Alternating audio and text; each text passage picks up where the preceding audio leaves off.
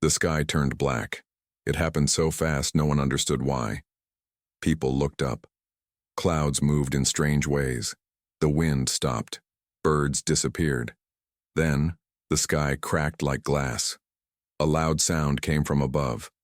It was not thunder. It was something worse. A giant shadow fell across the city.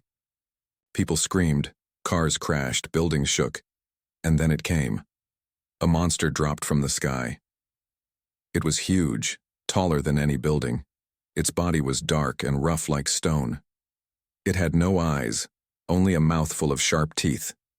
It roared, and the sound broke windows. It took one step and the ground cracked. People ran, but there was nowhere to go. The monster smashed buildings like they were toys. Soldiers came. They fired guns, tanks, even missiles. Nothing worked. The monster didn't bleed. It didn't stop. It didn't feel pain. More monsters fell. One in New York, one in Tokyo, one in Paris. The world was under attack. News channels called it the end of the world. No one knew where the monsters came from. Some thought it was a punishment, some thought it was a test. But then something happened. Scientists in a lab found a signal. It was not from Earth. It was from deep space. The signal was not random. It was a message. The message said, "Your time is over. We are the true rulers." The monsters were not natural. They were sent. Someone or something had created them. And they had one goal: destroy humanity. People were afraid, but they wanted to fight. World leaders gathered. They sent every army, every weapon. Nothing worked. Cities fell one by one. Humanity was losing. In a secret base under the ground, a red light started blinking. It had not blinked in years. The base was forgotten by most people, but someone still watched it. A woman in a lab coat picked up a phone. Her hands were shaking. "They've activated it," she said. "Project Revenant is online." Far below, in a cold metal room, a man opened his eyes. His skin was pale. His body had scars. He looked around, confused. Machines were around him, wires connected to his back. He sat up slowly. Alarms were ringing. He touched his head. Memories were broken. He didn't know his name, but he felt something deep inside: anger, power, and one clear thought: kill the enemy. Outside, the monster moved closer to a small town. People cried. A little girl held her mother's hand. The sky turned red. The monster raised its arm. But then, it stopped. A sound came from the mountain. A door opened in the ground. Smoke rose, and from the smoke a man stepped out. He was tall. His eyes glowed faint blue. His body was covered in armor, not metal, but something smooth and alive. He looked at the monster. The people watched. Soldiers stopped firing. Everything went quiet. The man walked slowly, step by step. No fear. The monster roared again. The man didn't stop. He raised his hand. A flash of light shot out. It hit the monster in the chest. The monster fell back, shocked. For the first time, it felt pain. The crowd gasped. The soldiers stared. The girl looked at her mother. "Who is he?" she asked. The mother whispered, "I don't know." In the secret base, the woman watched the screen. She smiled. "He's awake," she said. "God help us all." Far in space, a new signal was sent. Not from Earth, from the ones who created the monsters. The signal said one word: Revenant. The alien watching the screen frowned. "They used the forbidden one," it said. Another alien replied, "Then we must prepare. If humanity uses that, the real war begins." Back on Earth, the man stood over the monster's dead body. He looked at the sky. More would come. He knew it. But he would be ready. He spoke his first words. "Send more," he said. "I'm not done yet." And so the war began, not between man and monster, but between creators and creations, between what was sent and what was unleashed. Humanity had awakened something terrible. But that terrible thing might be their only hope. Deep underground in a hidden lab, lights turned on one by one. Machines started to move. Old systems came alive after many years. A metal door opened slowly with a loud sound. Inside, a man sat, on a cold table. His eyes opened. They were bright blue, glowing in the dark. He took a deep breath. It was the first time he had breathed in many years. He didn't know his name. He didn't know where he was. But he felt something inside him. Power, anger, pain. His body was covered in strange armor, part metal, part something else. Wires were still connected to his back. He pulled them out. He looked around. The room was silent, except for the soft beeping of machines. In a control room above, a woman watched him through a glass wall. Her name was Dr. Ellen Hart. She had worked on Project Revenant many years ago, when the world was still safe. It was a secret program. Its goal was simple: to make the perfect soldier using alien technology found deep under the ice in Antarctica. They called it the Black Core. It was not metal, it was alive. The man below was the first and only success. His name was Commander Rain.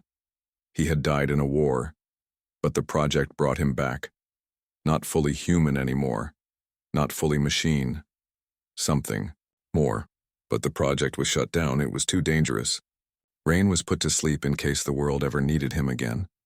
Now the world was under attack. Dr. Ellen turned to her team. "He woke up on his own," she said. "He senses the monsters." Outside, cities were still burning. The news showed giant creatures walking through fire and smoke. People cried, prayed, and begged for help. Armies fought, but the monsters could not be stopped.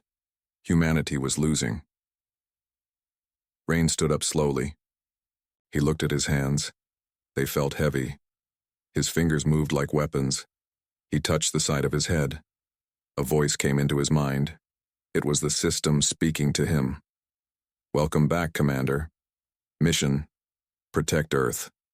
Enemies: unknown creatures. Objective: eliminate threat." Rain didn't answer. He walked to the elevator.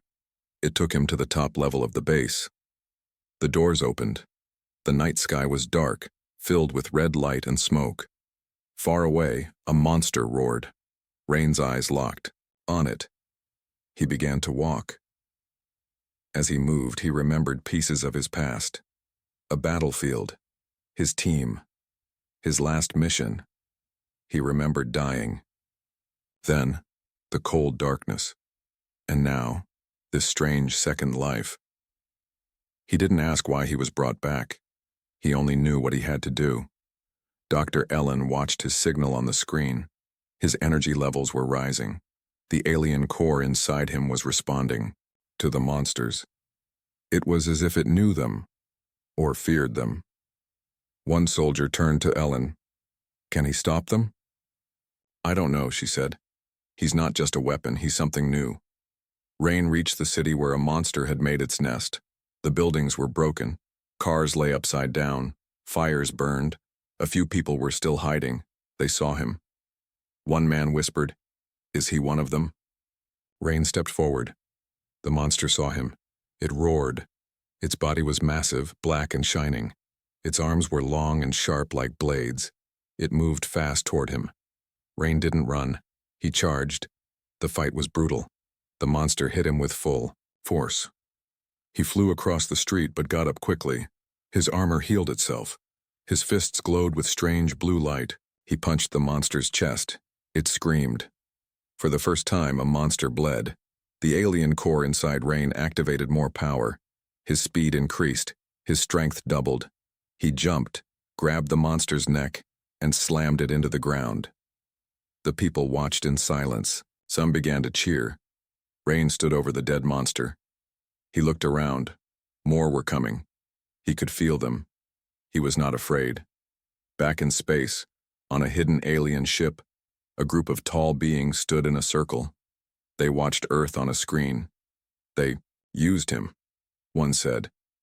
"The Revenant lives," another replied. "Then we must change the plan. Send stronger beasts. Send the hive." A dark portal opened in space. A strange ship came through. It carried something worse than monsters. It carried creatures that could think, plan, and hunt. Back on Earth, Dr. Ellen stared at the data. "They're reacting to him," she said. "They're afraid." Rain looked up at the sky. He didn't know what was coming, but he knew this was just the beginning. He spoke softly. "If they want a war, I'll give them one." The monsters were made to destroy humans. But what the aliens didn't know was that humans had created something worse. They had created him. Smoke filled the sky. The city was quiet, broken, waiting for death. In the distance, a monster stood tall like a mountain. Its body was covered in black spikes. Its eyes burned with red fire. It was not moving. It was watching. Below it, buildings were crushed. Roads were torn. Fires still burned. No one dared to get close. Then a man appeared. He walked through the fire without fear. His steps were heavy. The ground cracked under his boots. His armor glowed faint blue, powered by something not of this earth. It was Rain, the Revenant. Part man, part machine. Powered by alien tech. Brought back from death. Made to kill monsters.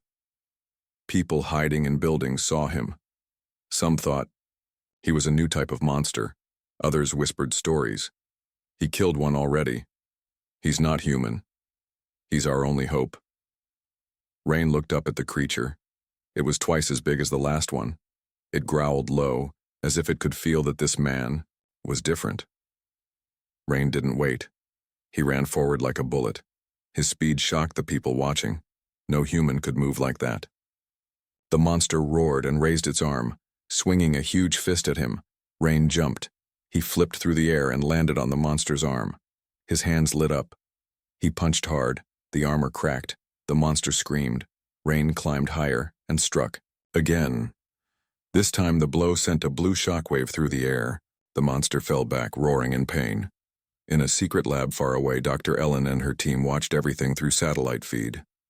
"He's adapting fast," said one scientist. "The core is reacting to the monster's biology." Ellen nodded. "It's learning, and so is he." But something was wrong. A second creature appeared from behind a ruined tower. It was smaller, faster. It moved like a hunter. It jumped at Rain, knocking him down.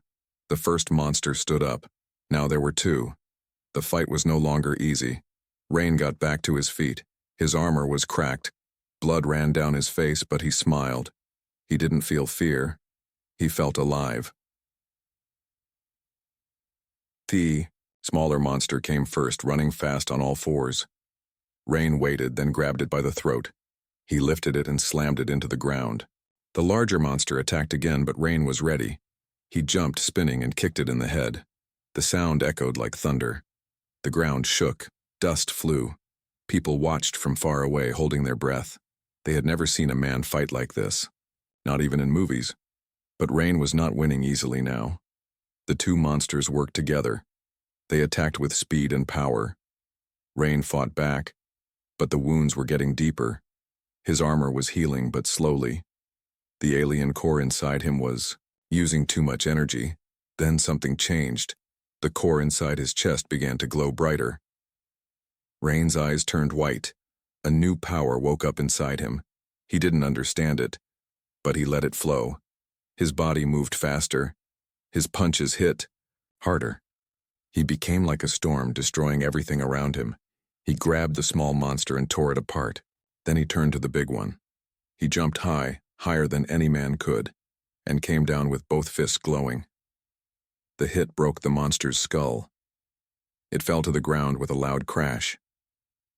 Silence followed. Rain stood in the middle of the street, breathing heavily. Smoke rose around him. People slowly came out of hiding. They looked at him like he was a god. One child ran up to him. "Are you going to save us all?" she asked. Rain looked at her. He didn't smile. He just nodded once. "I'll try," he said. Back in the lab, alarms suddenly rang.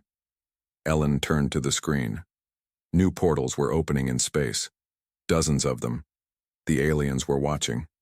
They had seen what Rain could do, and now they were angry. "They're not sending monsters this time," said one scientist. Ellen looked closer. "No," she said. "They're sending something worse. They're sending soldiers." From the dark of space, new ships appeared. Inside them were beings in armor, with eyes like fire and weapons made of light. They were not beasts. They were warriors. And they were coming. Rain felt it. He looked at the sky. His body was shaking, but not from fear, from excitement. A real challenge was on the way. He whispered, "Good. Let them come." And far above, in one of the alien ships, a tall figure watched Rain on a screen. "He is not one of them anymore," the alien said. "He is something else." Another replied, "Then we must end him before he becomes more." But it was already too late. The monsters failed. Now the aliens would fight themselves, and what they didn't know was that humanity had already changed. The sky was no longer empty. Strange lights moved above Earth. Some were small, like stars. Others were big and round, like moons. But they were not stars. They were not moons. They were ships. Alien warships. They had come from the dark side of space, faster than light, silent as death. People all around the world looked up and felt fear. These ships did not look like the monsters. They were sharp, black, and perfect in shape. They didn't roar or break things. They just hovered above cities, waiting. Rain stood on top of a broken tower. His armor was damaged, his body was tired, but his mind was sharp. He looked up at the nearest ship. He could feel the energy inside it. Something was coming. Something worse than monsters. Soldiers. A beam of light came down from the ship. It touched the ground and opened like a door. From it, the aliens walked out. They were tall, thin, and fast. Their skin was dark silver. Their eyes glowed red. They moved like ghosts. They didn't speak. They didn't roar. They just aimed their weapons and fired. Rain jumped off the tower and landed in the street below. The first energy blast hit the wall beside him and melted it like butter. He rolled, dodged, and returned fire. His arm opened, and a blue beam shot out, tearing through one of the soldiers. The alien fell, but more came. These were not beasts. They worked as a team. They moved with skill. They aimed with deadly focus. For the first time, Rain felt outnumbered. In the lab, Dr. Ellen watched in silence. "They're not here to destroy cities," she said. "They're here to kill him." Her assistant asked, "Can he win?" "I don't know," she whispered, "but he's the only one who can try." In the city, the battle grew larger. The alien soldiers moved fast, firing their strange weapons. Rain jumped over a car, then ducked behind a wall. His armor took many hits. Smoke came from his chest. Plate. A sharp pain spread through his side. He looked down. A glowing blade had cut through his armor. He fell to one knee. The aliens moved in closer. One raised its gun. It fired. But someone jumped in the way. A woman in white armor crashed into the ground and blocked the shot. She spun and fired back, killing the alien in one clean move. She turned to Rain. Her eyes were green. Her voice was calm. "Get up," she said. "You're not alone anymore." Rain stared at her. She looked human, but her armor was not Earth-made. It had the same glowing lines as his. She held out her hand. He took it. Together they stood. "Who are you?" he asked. "I'm from Project Revenant 2, she said. "I'm Unit 2. You were the first. I'm the second." Rain didn't know how to feel. He thought he was alone. He thought he was the only one. But now there were two. And they were angry. The two soldiers moved like lightning. They fought together side by side. Rain smashed one alien into the ground. She flipped over another and sliced its head off with a glowing blade. The aliens began to fall back. "They're retreating," she said. Rain nodded. "But they'll come again." "Yes," she said. "They always do." Above them, the alien ship started to glow. A voice came from the sky. It was deep, cold. and full of hate. "Revenant, you are a mistake. This world will burn." Rain looked up and shouted back, "Then come burn it yourself." The ship began to charge a weapon. A giant beam was forming. It would wipe out the entire city. In the lab, Ellen's eyes went wide. "They're going to fire." "Can we stop it?" someone asked. "No," she said. "But maybe he can." Rain looked at Unit 2. "Can you fly?" She nodded. "Together?" "Together." They jumped. Their armor lit up. Energy flowed through their bodies. Blue and white light trailed behind them as they flew straight at the ship. Faster, stronger. The beam fired. Rain went straight into it. The energy burned, but his core burned brighter. He screamed, and the core exploded with light. The beam broke. The ship shook. Unit 2 flew around and fired her weapon straight into the ship's heart. A huge explosion followed. Fire lit up the sky. The ship began to fall. Rain landed hard in the street again. Smoke rose all around him. His armor was damaged more than ever. His face was pale, but he was alive. Unit 2 landed beside him. "One ship down," she said. Rain looked up. 100 more to go. From space, the alien leader watched his ship fall. His red eyes narrowed. "They will pay," he said. "Unleash the phase beast." The war was not over, it was just starting, and humanity had only begun to fight back. The ground shook again, but this time it was different. The sound was not heavy like the monsters. It was not loud like the alien ships. It was quiet, too quiet, like something moving without touching the ground. Rain stood beside Unit 2. His armor was burned. His body hurt, but he was ready to fight. They both stared at the sky. Pieces of the alien ship still burned as they fell. Smoke covered the stars, and behind the smoke, something was coming. The air turned cold. The lights around them flickered. Buildings made strange sounds. Glass cracked for no reason. A deep, dark feeling crawled into their bones. Unit 2's voice was shaky. "Do you feel that?" Rain didn't answer. He was already scanning the area. His armor was picking up strange signals, like something was there but not really there, like it was phasing in and out of reality. Then suddenly it appeared. The phase beast. It did not walk. It slid forward like a shadow. Its body was black, covered in thin, moving lines, like it was made of smoke and wires at the same time. Its eyes were bright white, like tiny suns. But they didn't blink, they just stared. It didn't roar. It made no sound. It just moved. Rain jumped first. He charged forward and punched, but his hand passed through the beast's body like mist. Then the beast moved and hit him so hard he flew backward and broke through 2 buildings. Unit 2 fired her weapons, but the bullets and energy blasts went right through the beast. Then it turned to her and disappeared. She looked around fast. Too late. The phase beast appeared behind her and hit her in the back. She crashed into the ground, her armor sparking. She coughed, stood up, and shouted, "We can't touch it." Rain got back on his feet. His face was bleeding. His systems were damaged.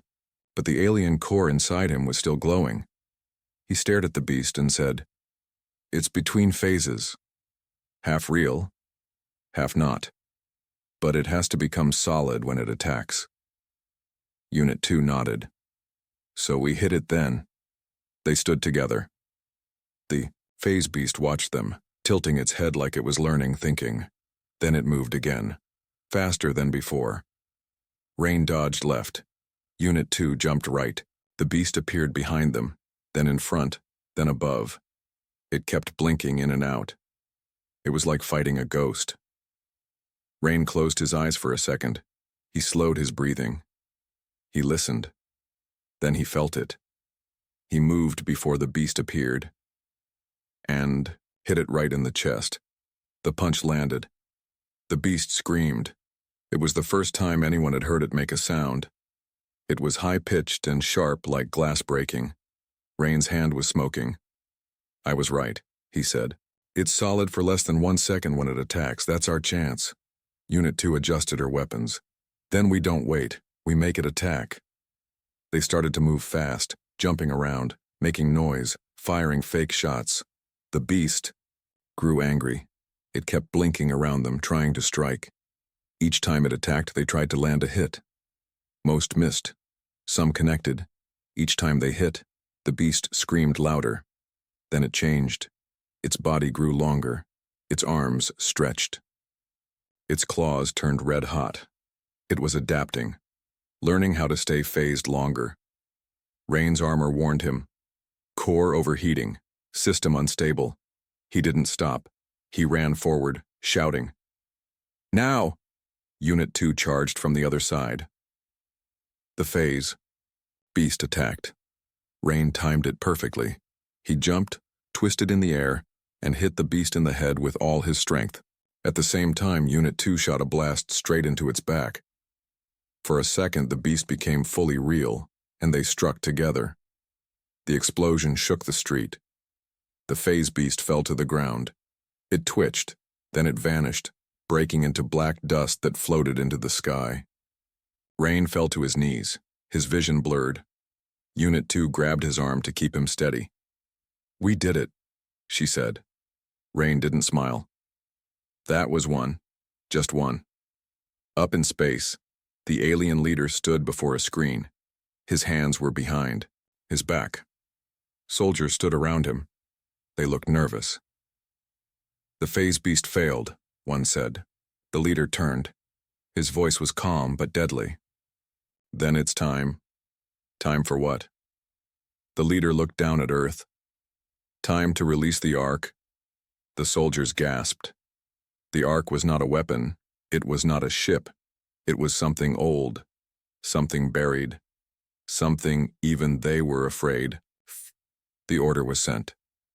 On Earth, deep under the ocean, something massive began to wake up. The sea bubbled. The sky turned red. Rain looked toward the coast. He felt it. Something big. Something ancient. This is different," he said. Unit 2 looked worried. "What now?" Rain stood slowly. "Now we fight again." Because what was coming was not just an enemy. It was the end of everything. The ocean was boiling. Waves crashed against the shores with violent force. The water pulled back as if the sea itself was afraid. Then, from deep below, a sound echoed. It was low and heavy. It felt like a heartbeat. But it wasn't from anything alive. It was from something ancient. Something made to end worlds. Rain and Unit 2 stood on top of a ruined building, far from the coast. But even from there, they could feel it. The ground beneath them was shaking. Birds flew away. Animals ran in fear. People hid underground. And then it rose. A giant black shape broke through the ocean surface. It was round, with glowing rings on its side. It wasn't a monster. It wasn't a ship. It was something in between. A machine with a mind. A weapon with a soul. The Ark. It hovered above the water, silent but deadly. No windows, no doors, just smooth black metal and deep humming sounds. Inside it carried death, not soldiers, not beasts, but something worse, pure destruction. In the lab, Dr. Ellen stared at the screen. Her hands were shaking. The data didn't make sense. "This thing, it's alive," she said. "But it's not biological, it's like a living machine, a world killer." Her assistant gasped. "Can Rain stop it?" Ellen shook her head. "I don't know if anything can." Back near the coast, the Ark released its first attack. A bright light shined from its center. For 1 second, everything was quiet. Then came the blast. A huge wave of energy spread out in all directions. Entire buildings turned to dust. Ships in the sea melted. People caught in the blast disappeared without a sound. It was like erasing part of the world. Rain watched in horror. His fists clenched. "We have to stop it. Now." Unit 2 stared at the Ark. "Even if we get close, how do we destroy something like that?" Rain looked at her. From the inside. He jumped off the building and landed hard. His armor adjusted, powering, up with the last of the core's energy. Unit 2 followed. They ran through destroyed streets, dodging fire, falling metal, and alien drones. The Ark had released protectors, flying machines with sharp wings and glowing weapons. They moved like insects and attacked anything that moved. Rain punched, one out of the sky. Unit 2 cut through two more with her energy blade. They kept going, moving fast toward the shore. Finally, they reached the coast. The Ark hovered in front of them, massive and silent. It didn't attack again. It was charging for something bigger. A second blast. Rain looked up at it. "I'm going in." Unit 2 grabbed his arm. "If you go in and fail, it'll be over. Earth will be gone." Rain looked at her, calm but serious. "Then I won't fail." He activated a function in his armor, something he had never used before. His core started to glow bright blue. His feet lifted off the ground. He was flying. As he rose, the Ark noticed. A beam shot at him, but he dodged. Another came, but he used a shield. Nothing stopped him. He flew straight at the Ark and vanished. He had passed through the outer shell. Inside, it was like a different world. There were no walls, no floor, just energy and machines floating in space. He floated too, moving through strange tunnels that opened and closed like they were alive. He saw lights, red eyes. The Ark knew he was there. Suddenly, the inside shifted. A voice spoke. It was deep, not from a mouth, but from everywhere. "You are nothing." Rain shouted back, "I'm enough." The core inside him burned hotter. It responded to the Ark's energy. It pulled him forward, straight to the heart. The center of the Ark looked like a sun, a glowing sphere spinning with dark energy. That was its brain, its power, its soul. Rain knew what to do. He pulled the last charge from his armor. The core inside his chest turned white hot. He aimed himself like a bullet and flew straight into the heart. Outside, Unit 2 saw the Ark stop moving. A light appeared from its center. Then, explosion. A quiet flash. No sound. Just light. The Ark split open. Its pieces fell into the sea like dead stars. Rain was gone. Unit 2 dropped to her knees. "No." But then her radio buzzed. A weak voice came through. "I'm still here." It was Rain. From the sky, a small shape fell toward Earth. A parachute opened. It was him, hurt, burned, but alive. She ran to him and caught him as he landed. "You did it," she said. Rain smiled weakly. "I told you. I don't fail." Above them, the sky began to clear. The alien ships turned and left. The war was ending. But far away, on a hidden alien world, a figure watched the fall of the Ark. "They survived the monsters," it said. "They survived the soldiers. They even destroyed the Ark." Another alien asked, "Should we attack again?" The leader replied, "No, not yet. Something worse is waking up inside that one." It looked at a picture of Rain. Something we didn't create but now can't control. And Earth? Earth was not safe yet. Rain was alive. The Ark was destroyed. The sky was quiet for the first time in months. People came out from underground shelters. They looked up at the stars, waiting for another attack. But nothing came. The alien ships were gone. The monsters were gone. Earth was still standing. Unit 2 helped Rain walk. His armor was broken, his body weak, but his eyes were sharp. "You did it," she said again. "You saved the world." Rain didn't answer. His hands were shaking, not from pain, from something else. He could feel it. Something inside him had changed. Dr. Ellen watched him from the lab screen. Her face was pale. She turned to her team. "Something's wrong. His core, it's still active, but it's not alien anymore." "What do you mean?" her assistant asked. "I mean, it's changing. It's rewriting itself." Rain sat down on the edge of a destroyed street. He looked at his hands. Light was glowing from under his skin. Not blue like before. Now it was golden like the sun. Warm. Alive. Unit 2 stepped back. "Rain, are you okay?" He looked at her. I don't think I'm just human anymore. In space, the alien leader watched the data. His soldiers stood still, waiting. He survived the arc, one said. That should be impossible. The leader narrowed his red eyes. The core inside him evolved. It didn't burn out. It adapted. It became something new. What do? We don't fight it. Not yet. We watch. We wait. On Earth, strange things began to happen. Rain could hear sounds from far away. He could feel the heartbeat of the Earth. Machines around him turned on when he walked near. Broken tech started to repair itself. His body healed faster than normal. Unit 2 stayed close, but she watched him carefully. You're changing, Rain. He nodded. I know. She asked, Is it bad? He stood up and looked at the sky. I don't know yet, Ellen called, through the radio. Rain, listen to me. That power inside you, it's not alien anymore. It's something new. It's part human, part machine, but more than both, it's growing. What should I do? He asked. Come back, we need to study it. Carefully. But it was too late. The sky darkened again. Not from ships, not from clouds. From him. Rain's body lit up. His feet rose off the ground, his eyes glowed gold. He floated above the city. People looked up. Some ran. Others dropped to their knees. Was he still human? Or something else? Unit 2 shouted, Rain, fight it. But he wasn't. Out of control, he was focused, calm. I see it now, he said. This power, it's not a weapon. It's a message. The aliens didn't send it to destroy us. They sent it to test us.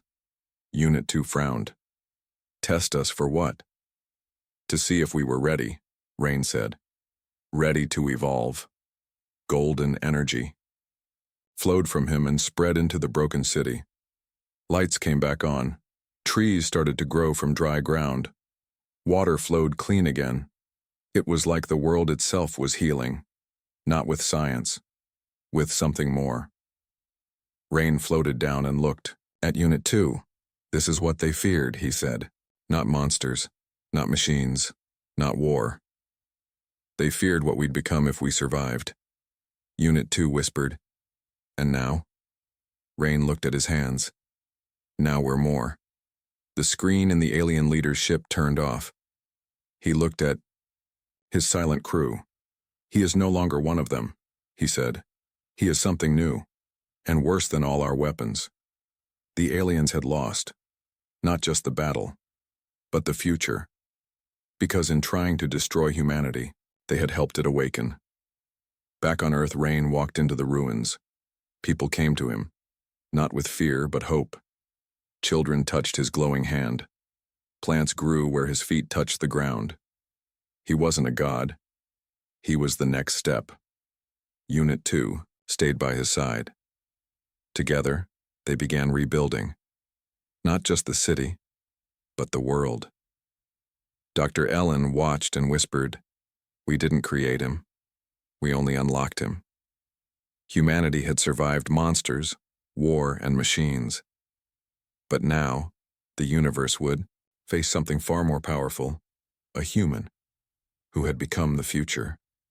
And the future had only just begun.